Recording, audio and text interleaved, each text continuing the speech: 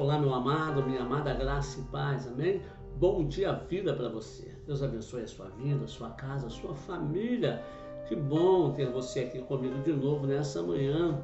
Eu quero mandar um abraço para você que tem sido meu companheiro fiel aí nesse trabalho, nesse ministério, na pregação do Evangelho. Todos os dias, segunda a sexta-feira, nós temos colocado Bom Dia Vida com uma mensagem para edificar o seu coração. Então, muito obrigado a você que já se inscreveu em nosso canal.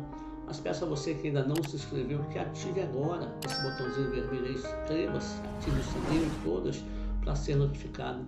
Nós temos colocado aqui uma mensagem que vai edificar a sua vida, sem interesse, sem trazer, sem querer mudar alguma coisa, a não ser pregar o Evangelho genuíno de Jesus.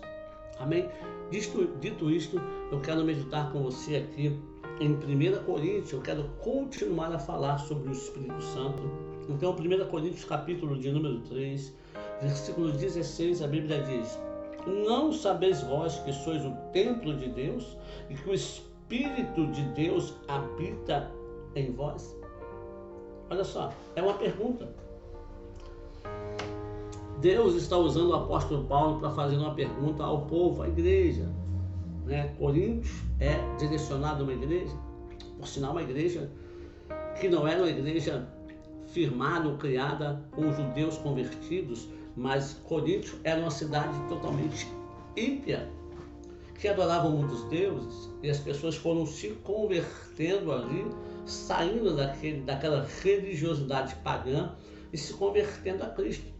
E é claro, trouxeram com eles uma bagagem imensa de muitas coisas, assim como nós também que viemos de outras religiões tradicionais aqui no Brasil, nós trouxemos muitas bagagens para nós, Estávamos lá, por exemplo, quem foi católico e adoravam Deus, adoravam a imagem, tinha uma fitinha no braço, no carro, foi largando essas coisas, mas o nosso meio também vai colocando muito patuá gospel, muito artifício gospel no nosso meio, que vai tirando Cristo do centro. Eu fiz uma live, esses dias ministrei uma palavra sobre isso. Eu vou ministrar essa palavra aqui no Bom Dia Vida, falando que nós tiramos Cristo do centro, colocamos ele para fora da igreja, e ele está à porta batendo, querendo entrar e gritando: deixe-me entrar, eu quero entrar, quero ter comunhão com você, ceiar contigo.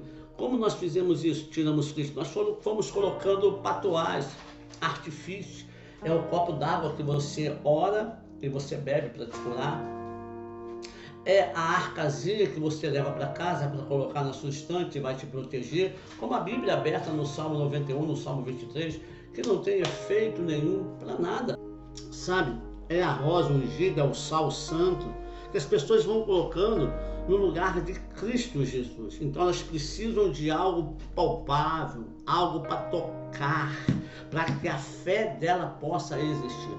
Então escute, arrancar o povo do Egito foi fácil demais, mas arrancar o Egito do coração do povo, isso foi difícil.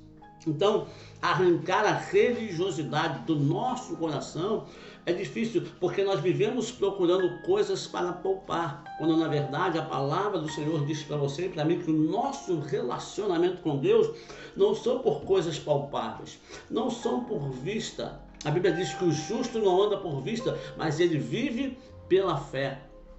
O nosso relacionamento com Deus é pela fé, não é por arrepio no corpo, sabe? Não é por coisa palpável, não é pelo que eu vejo, não, mas é pelo que a palavra do Senhor diz, e é o que eu creio. O que faz a diferença é o que você crê. Jesus, quando está falando lá em João, capítulo 8, e ele vai dizer: disse Jesus para os judeus que criam nele. Então Jesus antes está pregando salvação. Salvação é para todo mundo, mas a libertação é para aqueles que acreditam, que creem. Disse Jesus aos judeus que creram nele: se conhecer a verdade, conhecereis a verdade vos libertará. A salvação não, todo mundo vem, é salvo. Mas não para aí, tem que haver uma libertação. Então aqui, Paulo está falando da igreja de Coríntios, uma igreja abençoada, tremenda, mas que tinha o quê? Se você pegar o capítulo 2 e 3, o início, você vai ver muita briga, muita confusão, muito disse-me-disse. Aqui, amado, no 3, capítulo 1, no versículo 1 do 3, ele começa a dizer: eu, irmão, não vos pude falar como a espirituais, mas como a carnais, como a meninos em Cristo, com leite vos criei. Olha só que interessante, uma igreja que tinha um mover de Deus tremendo e poderoso. Então eu entendo que o mover de Deus poderoso e tremendo, onde age tremendamente, não tem nada a ver ainda com a maturidade. A maturidade é como eu vou fazer com aquilo que eu recebo de Deus. É como um filho que recebe a herança milionária do pai. Se ele não tiver maturidade, em pouco tempo ele gasta tudo que recebeu, porque gasta dissolutamente, como aconteceu com o filho pródigo. Mas aqui ele está fazendo uma pergunta, e Deus, quando quer decorrer num assunto contigo, comigo, ele sempre faz uma pergunta para nós. É igual o pai que faz uma pergunta para o filho. Quando o filho faz alguma coisa que não está correta e tal, o pai pergunta a ele: você não sabia que isso aí não se deve fazer assim? Por quê? Porque o pai quer explicar a ele como se faz as coisas. Então, quando Deus está perguntando aqui, no versículo 16: não sabeis vós que sois o templo de Deus e que o Espírito de Deus habita em vós?